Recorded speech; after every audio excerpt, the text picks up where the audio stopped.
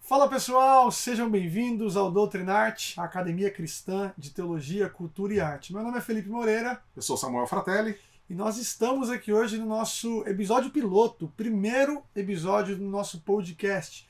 E com uma temática um tanto quanto sugestiva aqui. A gente quer pensar e convidar vocês a refletir junto com a gente a respeito de como nós podemos integrar teologia, cultura e arte. E aí, para começar, Samuca, qual que é a relação que a gente tem com esses três temas aí? É uma relação bem interessante. Mas antes de qualquer coisa, já deixa seu like aí e se inscreva no curte, canal antes de eu responder. Não esquece tá? não, tá? Você vai esquecer no final, eu sei disso, Boa. eu sei como é, então, ó. Mas vamos lá. Vamos lá. Teologia, cultura e arte. Né? Se a gente pensar primeiro como teologia, né? A teologia é estudo de Deus. Né? Então, o estudo de Deus não é uma análise clínica de Deus, mas sim entender o que Deus mesmo se autorrevelou através da Escritura. Né? E aí já fica um ponto importante para vocês guardarem aí, que tudo que a gente falar aqui, né, Felipe, vai ser baseado na revelação de Deus. Né? A gente não vai trabalhar aqui o nosso achismo. Eu acho que é isso. Não, você tirou, não sei, acho. Não, é o que a gente entende pelo que Deus se revelou aqui nas Escrituras, o que Ele revelou pra gente. Claro, a gente tem a revelação perfeita, né? Nós, a interpretação perfeita? Uhum. Não, podemos falhar, porque somos homens, humanos, falhos, mas a nossa busca aqui é entender realmente o que Deus está se revelando, o que Ele está falando e tirando pra gente. Então, como que nós devemos agir diante disso tudo? Essa, na verdade, é a teologia. Perfeito. E aí, quando a gente vai pensar em teologia, então, vai trabalhar quem é Deus, Deus o Criador, Deus que nos colocou aqui nesse mundo, fez todo o universo, colocou o ser humano aqui, criado à sua imagem e semelhança. Sim. E aí, então quem é Deus e quem somos nós para nos relacionarmos com Deus. A teologia ela vai trabalhar sempre isso. Né? Nunca é um olhar só para Deus como uma análise vertical, né? Como se fosse uma análise, como se eu pegasse a Bíblia como um livro. A capa é preta, né? Tem um formato retangular, beleza. Sim. Não. Agora, como que esse livro se relaciona comigo? Na verdade, esse é o ponto. Como que eu lido, né? Quando eu pego ele, eu sinto, né? Ele é maleável. Então, eu acho que isso tem muito a ver com o nosso estudo teológico. É entender Deus da maneira como Ele permite que a gente entenda, porque Deus é infinito, a gente nunca vai compreender Deus em sua plenitude, exaustivamente, mas de acordo com aquilo que Ele vai se revelando pra gente, nós vamos entendendo quem é Deus e quem somos nós dentro desse plano perfeito de Deus. E aí, isso vai entrar direto no ponto da cultura. Por que é a cultura? É o fazer humano dentro da nossa existência. É tudo que envolve a nossa existência. Quando muitas vezes a pessoa pensa em cultura, simplesmente a arte. Né? E por que a gente dividiu arte de cultura? Porque são duas coisas distintas. Sim. A arte está inserida na cultura, perfeito, mas nem sempre a cultura é arte. Se define pela arte. Não se define pela arte. Né? A cultura é tudo que a gente faz. Começa com a nossa língua, aquilo que a gente come, como a gente se veste, como a gente se relaciona com as pessoas. Né? Então isso vai ter uma influência direta em toda a nossa vida. Nossa própria questão de igreja vai se relacionar com a cultura. Então nós estamos aqui no mundo fazendo cultura. E aí vem o grande ponto. Que tipo de cultura nós estamos vivendo? Não estou nem falando de fazer, porque quando eu penso em fazer cultura, penso que quer fazer arte. Não, ainda estou falando do ponto cultural. Sim. Como que nós vivemos? Como nós nos relacionamos com as coisas à nossa volta, com as pessoas, com as circunstâncias, nossos trabalhos, estudos, família... As matérias-primas. Matérias-primas, tudo, né? Como que a gente se relaciona com isso? Sim. Então, isso tem que ser embasado na própria revelação de Deus. Porque se a gente começar a separar, eu estudo sobre Deus, leio a Bíblia, mas agora eu vou trabalhar, aqui não tem mais nada a ver. Não, agora eu vou consumir, não, aqui Deus não tem mais nada a ver com isso. Não, a cultura, ela tem que ser ter uma relação direta com Deus. Porque qual que é o grande problema da humanidade? É exatamente uma cultura desvencilhada da teologia. É desvencilhado da existência de Deus, sim, de um Deus soberano que cuida de perto da sua criação. Não, a cultura secular é o quê? É um desvencilhar da existência de Deus. Logo, você vai ter uma cultura poluída, né? E aí, claro que isso vai se refletir na arte. Porque a arte, ela, até como já foi dito, né, a arte imita a vida. Né? Exatamente, porque a arte vai imitar exatamente, vai transparecer, traduzir né, na música, nas artes plásticas, na literatura, todo tipo de arte, no cinema, né, é só você ligar lá seu streaming, você vai ver qualquer série que vai transparecer o quê? A nossa cultura. Perfeito. E cada vez mais nós vemos uma cultura distanciada de Deus. Então, é aí que entra o nosso ponto de conectar teologia, cultura e arte, para chegar num bom ponto. Perfeito, perfeito. Eu acho que uma temática que acaba desembocando quando a gente pensa na relação desses três tópicos aí é pensar, por exemplo, em cosmovisão. Né? Sim. O que seria cosmovisão? Uma explicação aqui, bem livre mesmo e bem simples, seria, em outras palavras, a maneira como cada um de nós enxergamos a realidade. Tiramos nossas conclusões, estabelecemos nossos valores, que vão nortear a maneira como a gente entende o que é bom, o que é certo, o que é errado, etc. Sim. E aí, quando a gente fala de cosmovisão, ou seja, a maneira como eu enxergo a vida, a gente fala justamente sobre quais são os princípios que norteiam minha relação cultural e minha promoção artística. Sim. Ou seja, no final das contas, nós precisamos de uma cosmovisão que seja biblicamente saudável, teologicamente pautada de fato na revelação de Deus, para que a nossa relação cultural, a maneira como a gente enxerga a realidade e a nossa produção artística seja aquilo que é o propósito do ser humano, né? Exatamente. Que é glorificar o Senhor, não é? Exatamente. Muito bom, Samuel. Cara, o que a gente pode pensar então diante disso, já que a gente está falando sobre três temas aqui que são temas de alguma forma fáceis da gente poder fazer associações no nosso dia a dia a respeito da teologia, da cultura e da arte, mas querendo ou não, nós estamos aqui em um podcast e querendo ou não, em uma academia que é cristã. Sim. Obviamente o nosso ponto aqui é sempre pensar como que tudo isso se relaciona para o propósito que Deus tem para nós. E o que você poderia propor para a gente conversar aqui a respeito de como esses três temas se relacionam com o propósito de Deus para a criação? Deus criou todas as coisas. Sim. E aí, teologia, cultura, arte, esses nomes que a gente dá aqui são coisas nossas para tentar explicar um pouco daquilo que Deus proporcionou para nós. Mas como é que a gente aplica tudo isso com o propósito de Deus, cara? Acho que começa exatamente entendendo, primeiramente, o propósito. Uma coisa que eu até tenho falado muito, até com o pessoal da igreja lá, né? Deus não faz nada sem propósito. Perfeito. Deus não faz as coisas, porque você vê, sei lá, deu vontade, deu na telha, fiz. Não, Deus sempre trabalha com propósitos.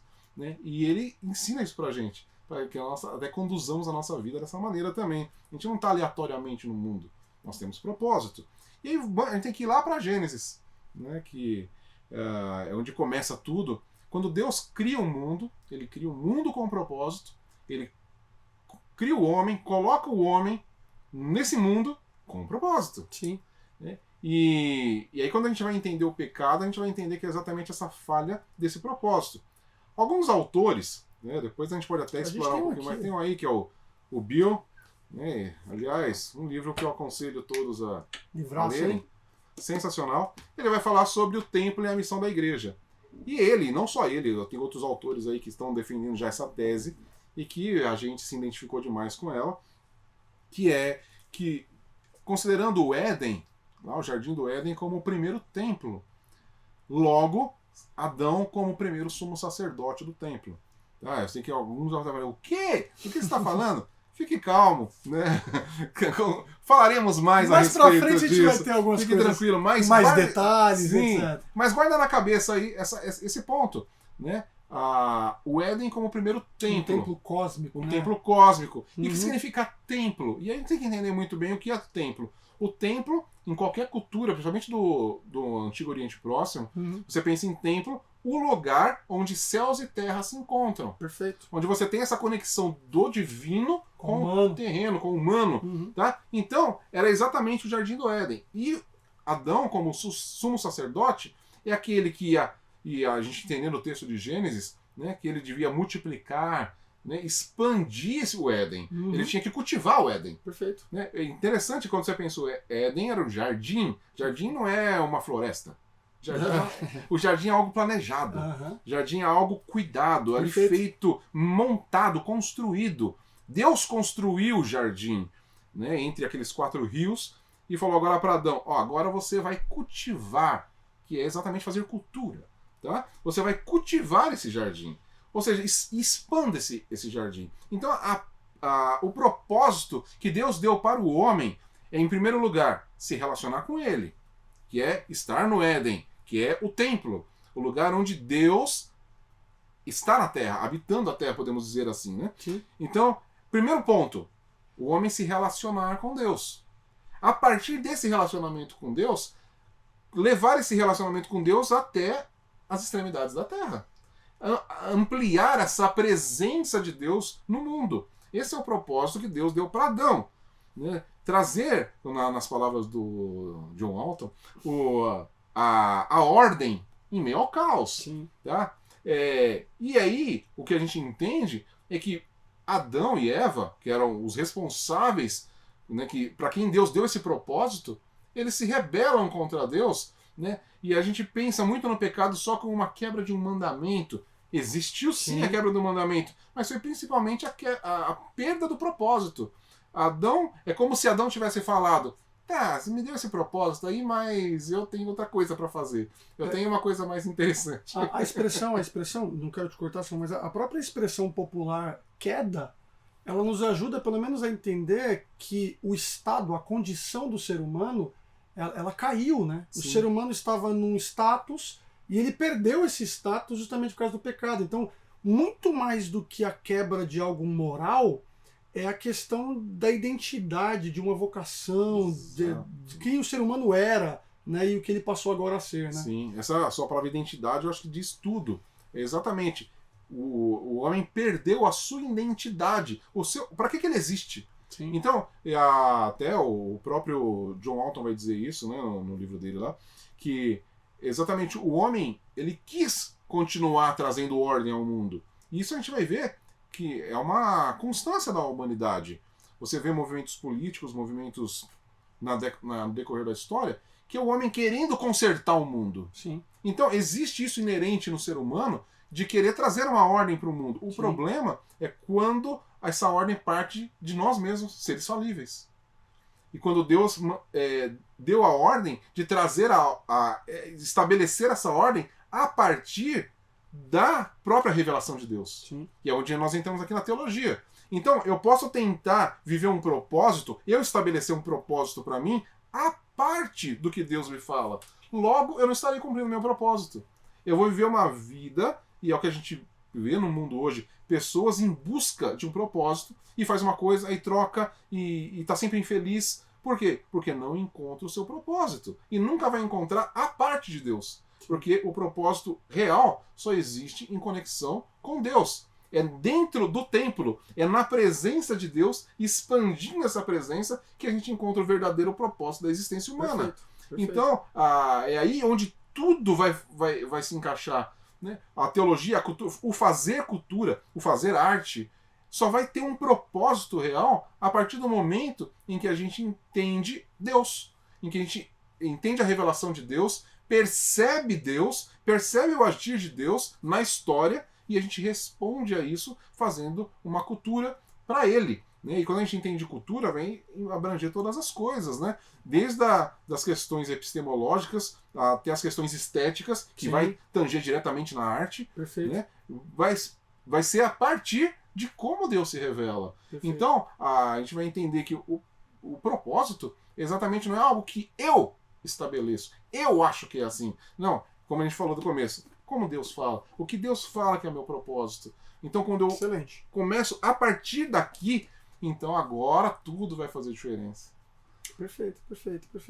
A gente pode caminhar agora, talvez, para pensar a respeito da importância de tudo isso para a igreja local, né? Sim. Afinal, o que a gente tem como intuito aqui em Doutrinarte é justamente pensar teologia, pensar cultura, pensar arte, pensar na revelação do Senhor, de modo que a gente possa, como igreja, na nossa igreja local, na sua realidade, nas nossas realidades, nas nossas comunidades, promover aquilo que vai nos conduzir em algo que seja feito para a glória do Senhor.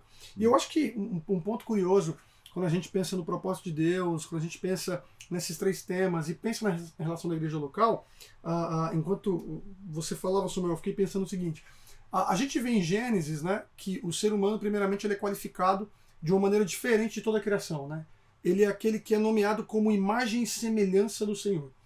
E ele recebe uma autoridade que só ele tem essa autoridade exclusiva, abaixo, obviamente, de Deus, de fazer o quê? Subjugar, governar, reger a criação. Como você nos introduziu bem aí, através disso expandir essa realidade boa, perfeita, organizada, esteticamente bela, que é o Éden, para os confins da Terra. É muito curioso que isso mostra para nós o papel até de ter filhos, né? Sim. Ter filhos não é apenas fazer número, por mais que naquele contexto é um dos pontos principais para uma terra que nós entendemos vazia, etc. Mas o ponto é que à medida que o ser humano procria, mais imagem e semelhança de Deus é espalhada no mundo. Exatamente. E mais potenciais quanto ao cultivo da criação e da bênção do Senhor se espalham. Exatamente. E aí é interessante que no relato do Éden, nós vemos Deus dando nome às coisas e dando função às coisas, né? Mas quando o ser humano é criado, eu brinco na nossa igreja que Deus não sabia dar nome para animal, né? Porque ele teve que pedir para Adão fazer isso, né? Obviamente isso é uma brincadeira, Deus ele sabe, pode todas as coisas, mas isso já mostra para nós que é do interesse de Deus que nós venhamos assumir essa vocação na nossa vida. Exato. De, ao dar nome aos animais, Adão reverbera quem Deus é. Como imagem e semelhança, ele nomeia os animais, assim como o próprio Deus nomeou toda a criação. Sim. Pensando na igreja local, isso mostra para nós que pensar no propósito de Deus, desenvolver uma teologia saudável em nossas comunidades, pensar cultura e arte são coisas fundamentais. Não somente com aquilo que a gente às vezes associa, né?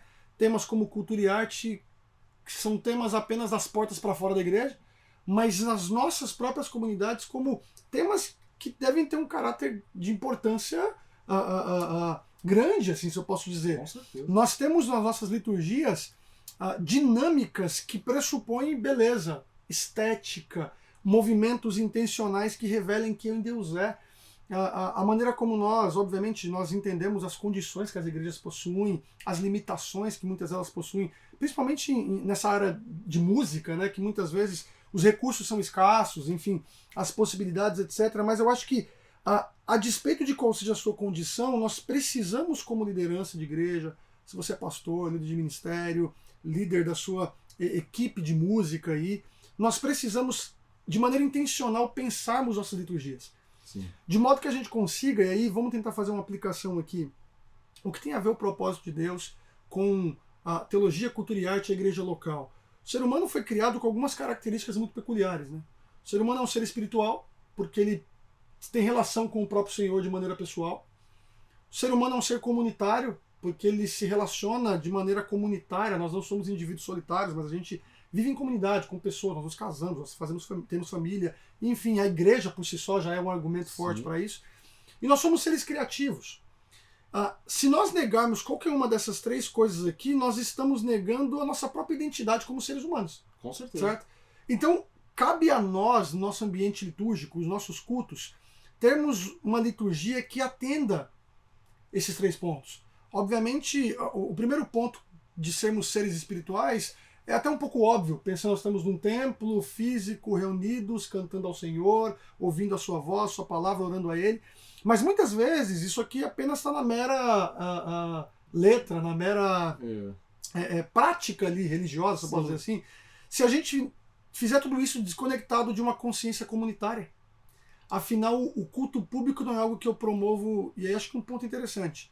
Teologia, cultura e arte não são coisas que se faz sozinho, né? Exato. Não são coisas que se fazem sozinho. Exatamente. E aí o ambiente de culto é um ensaio disso, de como a gente vive isso diante do mundo. Mas é aqui que a gente entende que essa jornada de assumir o propósito de viver para a glória de Deus, de conhecer ao Senhor, ou seja, com uma boa teologia, de se relacionar com a cultura nessa nossa volta, mas ao mesmo tempo sermos a comunidade que promove uma nova cultura para o mundo, que é a cultura do reino de Deus. Isso desemboca justamente em boa arte, que são através das nossas canções, através da estética daquilo que a gente faz nas nossas liturgias. Eu não sei se você que está nos assistindo aí, ouvindo esse podcast, já parou para pensar, mas o momento de ceia, o momento em que nós, ao cantarmos, levantamos as mãos, fechamos os olhos, temos várias práticas no culto tudo isso comunica algo. Tudo isso passa a respeito de valores e princípios que nós temos como igreja. E, no final das contas, não se preocupar com isso é talvez cair num pragmatismo, que é o que a gente cai, de apenas entender algumas coisas que promovem o culto, que é o culto de sucesso, Sim. o culto que é o culto relevante, porque a gente viu no YouTube, viu na Igreja XY, mas a gente está fugindo dos pontos essenciais, que a despeito de até de tradição, certo? Claro. Você presbiteriano, um assembleiano, um batista, a despeito disso, são marcas que devem permear as nossas comunidades. Só que aí a gente tem que caminhar para um ponto que eu acho que é uma pergunta que talvez vocês devem estar fazendo aí, né? Pô, Felipe, isso é muito bonito tudo isso, né? Cara, vocês estão aí falando várias coisas interessantes, talvez muitos de vocês não conhecem muitos desses temas que nós levantamos aqui, só que aí você levantou a seguinte questão, mas a gente tem que pregar o evangelho, né? No final das contas, cadê Jesus nisso aí? Como é que a gente apresenta? E essa pergunta é legítima e, de certa forma, talvez a pergunta mais importante da nossa conversa aqui hoje, certo? E aí, Samuca, onde é que o evangelho entra em tudo isso? Falar de teologia, cultura, arte, propósito de Deus, a relação com a igreja local, a estética, a beleza, tudo que a gente quer promover. Mas e o evangelho? Onde é que entra nisso aí? O evangelho vai entrar de cabeça em tudo, né? Porque, cara, tudo começa no evangelho. A gente falou, tudo começa em Gênesis. Claro, com Deus dando um propósito. Deus dá um propósito para o ser humano se rebela, deixa de cumprir o seu propósito, cai do status, como você falou, e agora tem consequências gritantes para o próprio ser humano, para a própria natureza. Está tudo descrito lá em Gênesis 3. Sim. Né? Então, aí você tem um desenrolar ali em todo o Antigo Testamento, de tentativas, podemos dizer assim, de tentar estabelecer uma ordem, e é percebido que o ser humano não consegue. Sim. O ser humano não consegue por si só, porque o fato dele ser falível, né, e se afastar de Deus, ele perdeu o seu... não que perdeu a sua capacidade criativa, não, ele continua sendo imagem e semelhança de Deus. Mas ela é corrompida. Ela é corrompida. Né?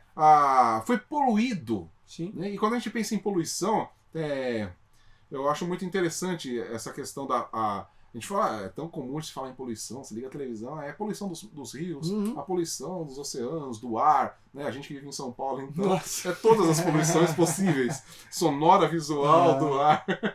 Né? E o que é poluição? A poluição é quando tem alguma coisa lá que não devia estar. Sim. Né? Quando você pensa, um rio poluído, tem uma substância que não devia estar lá. O que é o ar poluído? Tem monóxido de carbono que não devia estar lá. Tá? Então, isso foi o que aconteceu com o ser humano. Essa poluição, mas ao mesmo tempo a corrupção, que é trocar o propósito. Perfeito. Então, o ser humano troca o seu propósito e acrescenta o que não devia estar lá. E aí isso vai acrescentando problemas, que é o que a gente vê com a poluição aí no ar. A poluição no ar acarreta em problemas respiratórios para as pessoas. Sim. Né? Então, a troca a deturpação, né? A corrupção, que é troca de propósito, traz poluição, que traz um monte de outros problemas. E aí o homem fica tentando se consertar e colocando mais coisa. E cada vez que coloca mais coisa, piora a situação. E o que é a mensagem do Evangelho? É tirar toda essa poluição. É a limpeza completa.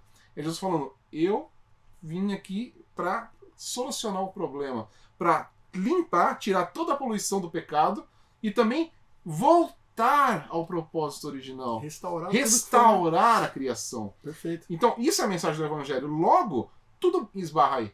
Sem Evangelho, a nossa teologia é corrompida, a nossa cultura é corrompida e, lógico, a nossa arte vai ser corrompida. Culto é corrompido. Tudo é corrompido. Exatamente. Sem Evangelho, só existe corrupção. Perfeito. Né? Jesus, ele foi o homem perfeito. Então, Paulo fala lá em Romanos 5 que Jesus é o segundo Adão. O que significa exatamente ser esse segundo Adão? Exatamente que Jesus cumpriu o propósito perfeito de Deus. Né? O primeiro Adão não fez, o segundo Adão fez de uma vez por todas. De uma vez por todas. Que a gente pensa muito, né, e eu já pensei durante muito tempo, que seria, né, Jesus ser o segundo Adão, ele não pecou. Jesus foi moralmente perfeito. E claro, exatamente. Jesus foi moralmente perfeito. Ele não pecou, a palavra fala, nenhuma palavra torpe saiu da sua boca. E nós cremos que ele também não poderia pecar. Exatamente. Mas o que Paulo está levantando ele não é essa questão, é exatamente de propósito. Adão não cumpriu o seu propósito. Jesus, além de cumprir toda a lei, ou seja, moralmente perfeito, ele cumpriu o seu propósito. Que era o quê? Trazer a presença de Deus para a terra e expandi-la.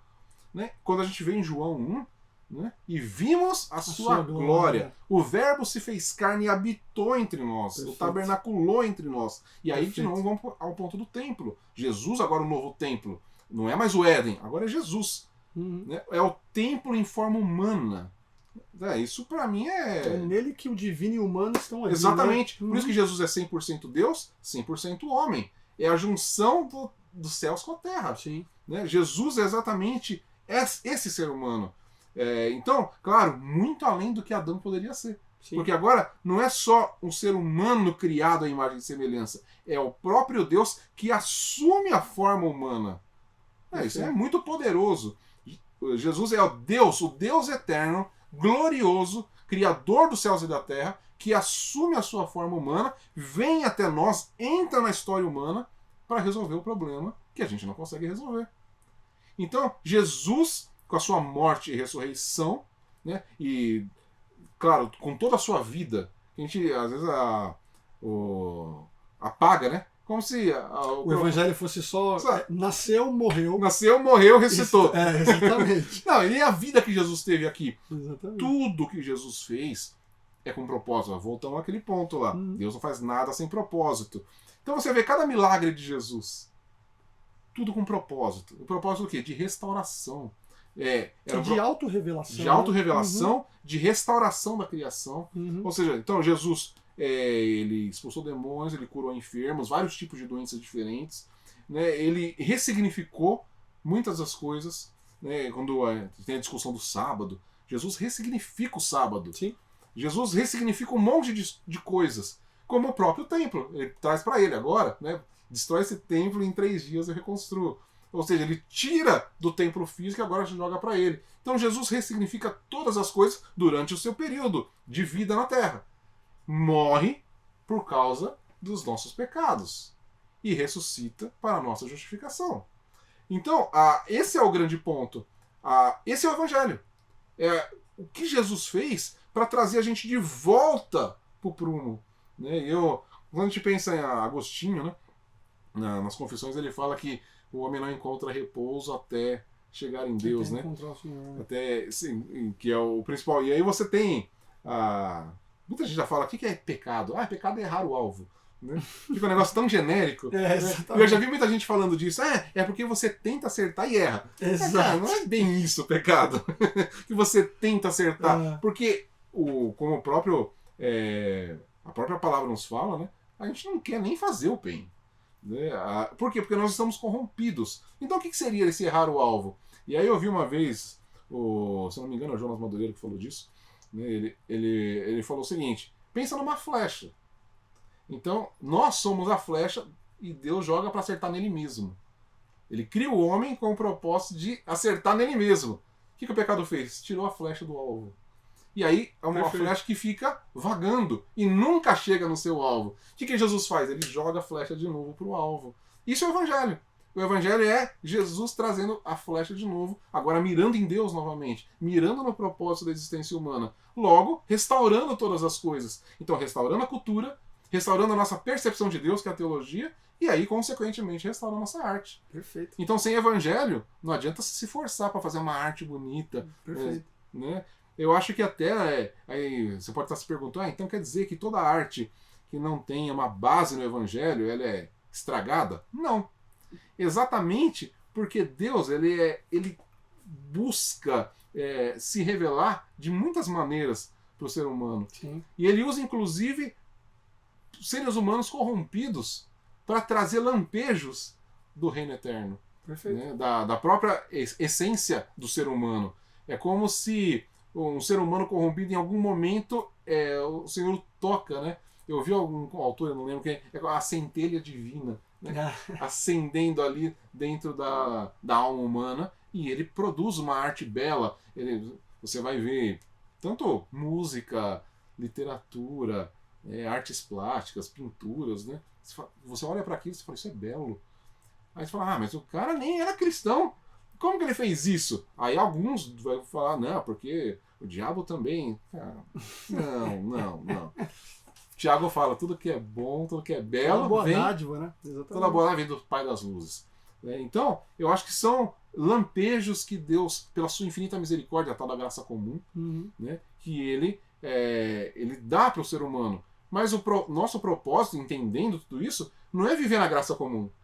É exatamente expandir, né, e fazer a nossa cultura a partir do Evangelho.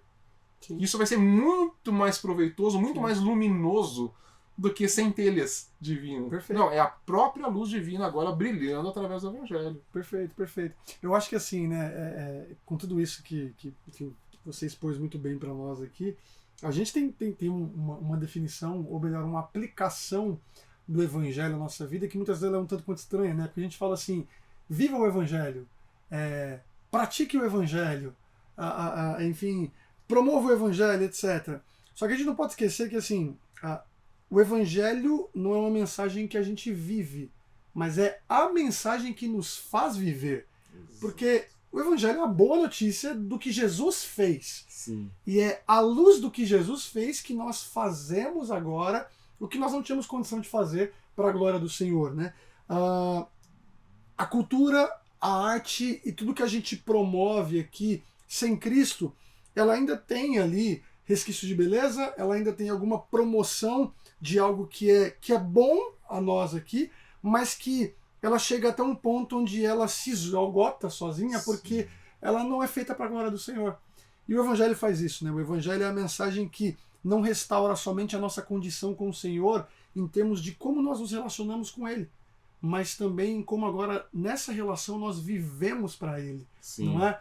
E aí, eu acho que a gente pode caminhar para um último tópico aqui, Samuca, porque no final das contas penso o seguinte, a gente está falando de teologia, de cultura, de arte, de evangelho, de igreja, e querendo ou não, a gente está perpassando por toda a narrativa da Escritura, desde do que Deus projetou para ser, do que por culpa e responsabilidade nossa se tornou por causa do pecado, Sim. do que Cristo fez, e do que agora, a partir do evento Cristo, da vida, morte, ressurreição e ascensão do nosso Salvador, nós agora podemos promover em relação à cultura, em relação à arte, por meio de uma teologia firmada em Cristo Jesus. No final das contas, a gente está agora em missão, né? Sim. A gente vive agora como proclamadores dessa boa notícia, não é? E é aí que eu acho que o ponto da relação da teologia, cultura e arte ganha a sua plenitude de propósito, né? Com certeza. Se eu posso dizer assim, que agora é o momento onde nós promovemos algo belo, não somente para a beleza ser um fim em si mesmo, mas para uma beleza que aponta para o Criador. Exato. Nós agora promovemos a cultura, ou uma nova cultura, em contraste com os movimentos culturais e ideológicos à nossa volta aí, mas uma cultura que não parte de nós, mas uma cultura que aponta para uma outra pátria, para um outro reino. Algumas qualificações que a igreja recebe mesmo no Novo Testamento são interessantes, né? Pedro qualifica a igreja na sua primeira carta como peregrinos, Sim. como forasteiros, em outras traduções como estrangeiros, não é? Por quê? Porque essa dinâmica agora da igreja, a gente pode até unificar aqui, e aí eu passo até a palavra para você, mas pense o seguinte, a relação da teologia, cultura e arte em relação à igreja, o evangelho e a missão é que a igreja agora passa a ser uma comunidade que não promove e faz o que faz para si mesmo, Sim. mas sempre com o intuito de falar de outro. Exato. De falar de alguém, de falar de algo, de algum lugar. Ou seja, a beleza, a arte, a cultura, ela sempre está apontando para a plenitude de algo que nós ainda não desfrutamos, mas que somos a introdução disso aqui. Exato. Não é? E isso aí, enfim, o que no final das contas é pra gente? Nossa, o que você pode dizer? Isso é maravilhoso, né? Isso me lembrou o Ministério de Reconciliação que Paulo fala em 2 Coríntios lá. Né? Nós somos reconciliados para o Ministério da Reconciliação.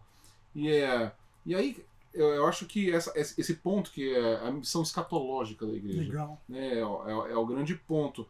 A gente pensa muito nessa questão de peregrino, até já conversou uma vez sobre Sim. isso, né? Sobre Claro, a Bíblia não se chama de peregrinos nessa terra e muita gente interpreta esses peregrinos como, tô aqui de passagem, não vejo a hora de ir embora, né? E, essa visão escapista do mundo. E não é isso, quando fala de peregrinos, não é uma questão de tô aqui rapidinho, não vejo a hora de ir embora, tô só um turista aqui. Não, o peregrino, e juntando com a mensagem de Paulo, é de um embaixador. Perfeito. É aquele que é de outra nacionalidade, de outro país, e ele é enviado com uma missão para um lugar.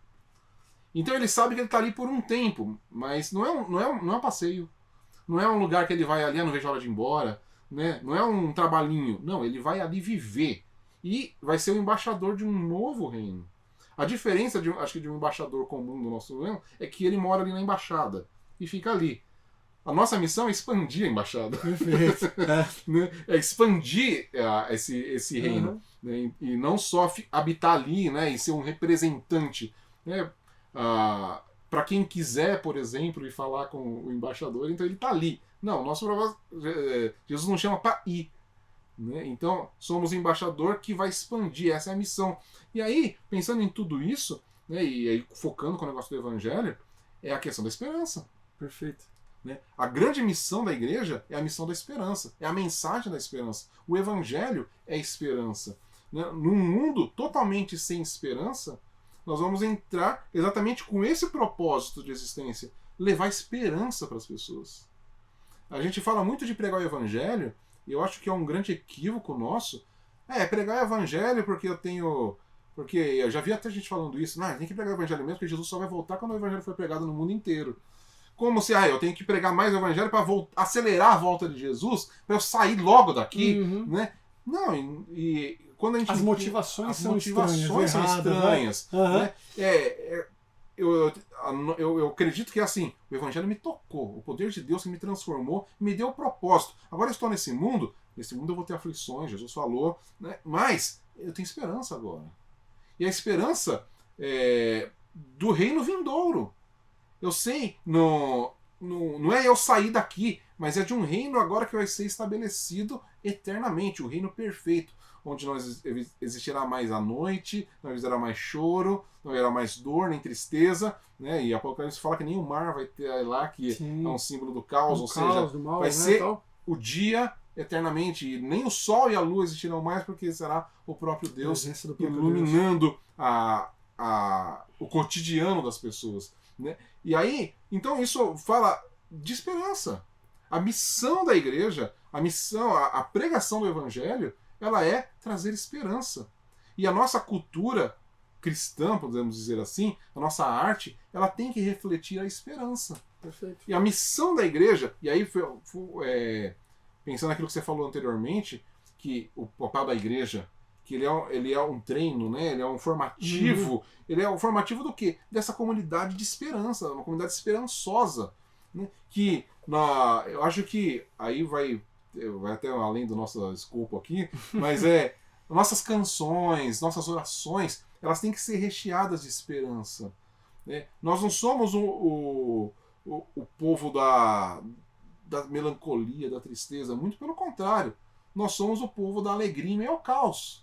Nós somos o povo daquele que canta na prisão, como Paulo e Silas. O que é isso? É esperança. Né? É loucura? É uma desordem emocional? Não, é esperança. Eles presos ali, apanharam, deviam sentindo dor, né? O cheiro não devia estar muito bom no lugar, e em meio àquilo lá, não, nós temos esperança, então podemos cantar, porque existe esperança. Isso aqui não é o fim. Sim. Isso aqui é um processo. Quando a gente entende que tudo que a gente vive é um processo, que nós estamos caminhando com um propósito, e isso nos traz esperança. Então, a própria questão, percebe como tudo se conecta, né? O Evangelho, ele é a esperança que nos dá um propósito para um reino vindouro, né? De anunciar esse reino vindouro, que é um reino de esperança, Sim. de conserto do mundo, de restauração de todas as coisas. Né? Paulo fala em Romanos, a natureza anseia a manifestação dos filhos de Deus, que é exatamente o que? Essa manifestação da esperança. É a esperança, né? A natureza aguarda, e esse aguardar é olhando para um fim. Isso é esperança. Perfeito. A missão da igreja é esperar essa resolução de todas as coisas. Então, tudo isso tem que refletir no nosso dia a dia, no nosso culto principalmente. O nosso culto ele tem que ser marcado pela esperança. Perfeito. E essa é a grande missão da igreja. Tudo começa dentro. Não adianta a gente, eu penso muito nisso, não adianta a gente querer fazer missão. Eu vejo alguns jovens entusiasmados, não, porque Deus me chamou para ser missionário. E eu falo, muito bom, né? E aí, como que você se relaciona? Não, eu quero ir para outro país, eu quero... Tá, mas e o seu vizinho? E a sua família? Como que você lida? Não, porque Deus me chamou para coisas maiores. eu vejo que a mensagem da esperança não existe. Sim. Existe, sei lá, querer uma experiência numa terra distante, de outra língua, de outra cultura, mas o ponto da esperança não é o que rege a missão. Né? E aí, até no livro que a gente citou aí, né, o templo e a missão da igreja. E o templo significa o quê? Presença de Deus. Não, e é a grande esperança. Né? Quando lá no Antigo Testamento a presença de Deus se retira do templo, o povo chora. O povo entra em desespero. Por quê? E desespero, sem esperança. Se a presença de Deus não está aqui, né? A própria questão de Moisés, né? Na missão dele, de levar o povo para a terra prometida, sim. Deus, né, em meio à sua ira por causa da desobediência do povo, da idolatria, faz o seguinte, eu vou mandar um anjo e aí resolve o problema. E, não, se o senhor não for, não faz sentido. Exatamente. Né? Porque sem a tua presença não há esperança. Né? E eu acho que essa é a missão da igreja, é trazer essa esperança da presença de Deus. Perfeito. Né? Se a gente desassocia evangelho de presença de Deus, como se fosse coisas... A presença é o que eu sinto ali no meu quarto. Não, é a presença de Deus no mundo. Isso é Jesus. Que é Jesus? O Deus encarnado. E por que ele fazia todas as coisas? Porque ele era o próprio Deus. Perfeito. E nós hoje somos o corpo de Cristo. A missão da igreja, então, é fazer as mesmas coisas que Jesus fez. Continuar. Né? Se a gente vê o começo do livro de Atos, é exatamente isso que Lucas fala lá, né? Do propósito, né? E aqui eu continuo relatando os atos de Jesus. Bom, mas agora por meio do seu povo. Por meio do seu povo. Então, esse é o compromisso. Então, eu falei anteriormente, Jesus curou enfermos, Jesus expulsou demônios, Jesus, ele alimentou as pessoas. Isso é missão da igreja. Né? É expandir isso. Então o nosso negócio é fazer milagre? Não, o nosso negócio é levar a esperança. Né? Nós não somos Jesus. Exato. Nós somos o corpo de Cristo. Mas nós dependemos dele, ele é o cabeça. Exato. Por isso vida de oração. A oração da igreja é importante. Né? Porque tudo começa na oração. Né? Nós clamamos a Deus, pedimos, suplicamos a Deus. Isso é missão da igreja, orar. Né? E aí, de novo, pensando nos jovens que querem fazer missão, o quanto você tem orado? Orado? Começa com oração. Né? Eu tenho estudado Esdras, e quando ele se depara com o pecado do povo, o que ele vai fazer? Ele vai orar. E a oração e o clamor de Esdras que traz uma renovação, uma restauração naquela comunidade, ali naquele período ali do século V a.C. Então começa com a oração. A missão da igreja vai começar com esse reconhecimento diante de Deus da problemática e que a esperança está só nele. Perfeito. Enquanto você falava isso, que eu fiquei reverberando aqui, né? E eu acho que isso, enfim, acho que é o momento do corte aí para você pegar, acho que as aplicações de tudo que a gente tem falado aqui, mas toda essa discussão mostra o quão importante é pensar nossas liturgias, pensar nossos cultos de maneira mais intencional, biblicamente direcionada, para que a gente possa atender às reais necessidades que os seres humanos têm quando vão em busca de respostas em nossas reuniões. Pensa que tem muita gente que vai na igreja, enfim, e a gente pode levantar a seguinte afirmação, né? As pessoas vão para a igreja em busca de N motivos e por N razões, em busca de tantas coisas diversas aí. Mas no final das contas, todo mundo está precisando da mesma coisa. Sim. Que é restauração de propósito, de esperança, de significado, de sentido.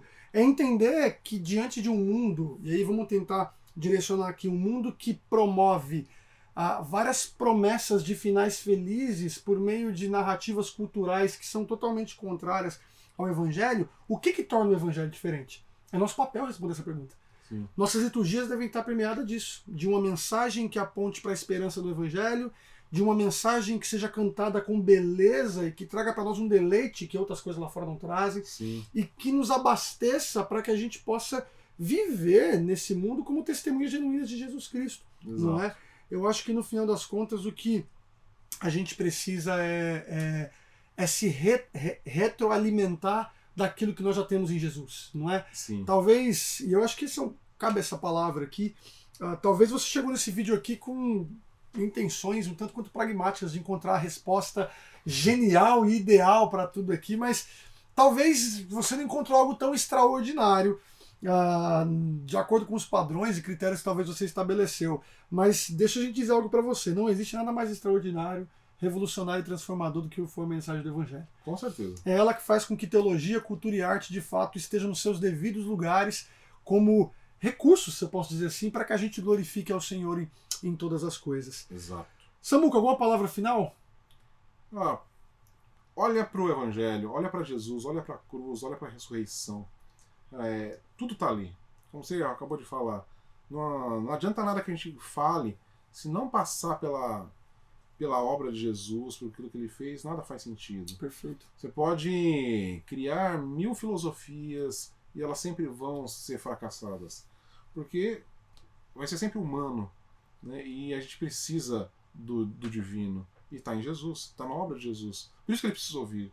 Né? Então, tudo que a gente for fazer, seja na igreja, você que atua na igreja, você que... ministério pastoral, ministério de música, missões, evangelismo, né? Tudo está em Jesus, tudo está e principalmente no relacionamento com ele. Perfeito. Né? O tanto que o evangelho te mexe, é isso que vai fazer diferença no final das contas. É isso aí. Né? Tem falado muito do corandeu, né? É o diante de Deus. Pensa, é fazer tudo diante dele. E ao tempo que você passa em oração e meditação das Escrituras, mas ao mesmo tempo a consciência de que ele está presente e de que tudo acontece por meio dele. Então, acho que isso seria a minha recomendação final. Amém. Amém, isso aí. Tem uma frase que ela é muito já batida, mas ela não deixa de ser verdadeira. No final das contas, gente, é tudo sobre Jesus. E é isso que importa. Exatamente. Final, né? Pessoal, a gente chegou ao final do nosso primeiro episódio aí. E você tem aqui os comentários para dizer o que você achou, as suas reverberações, aquilo que talvez você não concorde com a gente, mas que queira, enfim, levantar aí uma boa discussão para que a gente possa, no final das contas, entender aquilo que o Senhor quer para nós, não é? Não deixa de se inscrever no nosso canal, curtir, compartilhar e nos ajudar aí a espalhar essa mensagem de redenção, que no final das contas é a única coisa que importa para todos nós aqui, não é? É isso. Deus abençoe sua vida. Valeu, não deixe de acompanhar a gente, ó. Em breve tem muito mais novidades aí, hein? Tamo junto. Valeu. Um abraço.